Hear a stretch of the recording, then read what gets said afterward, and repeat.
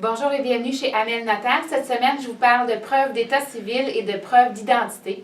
Donc, le notaire doit vous demander votre état civil pour le relater dans ses actes et également corroborer certaines informations qu'on a au dossier. Donc, au Québec, il y a 4 états civils reconnus. Alors, on est soit célibataire, divorcé, marié ou veuf.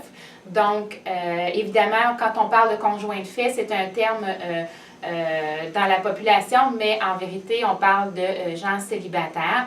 Donc, célibataire, il n'y a pas de preuve écrite là, qui nous le prouve, c'est seulement votre déclaration.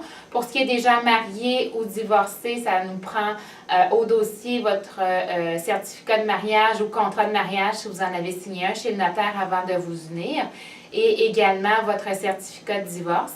Et si vous êtes veuf ou veuve, bien, ça prend la preuve de décès de votre époux ou de votre épouse.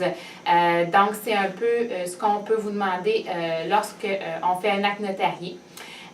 Évidemment qu'on est toujours ce qu'on est dans le passé. Donc, si j'ai été divorcée, je ne redeviens pas célibataire. Donc, je demeure divorcée et si je me marie à nouveau, ben, je serai mariée, par exemple, en deuxième noces. Donc, ça, c'est la petite nuance.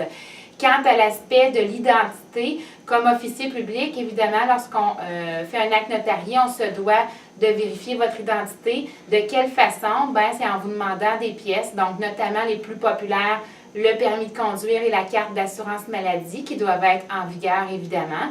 Ça nous permet de vérifier le visage, la date de naissance et le nom et certaines informations encore qui sont au dossier pour corroborer le tout.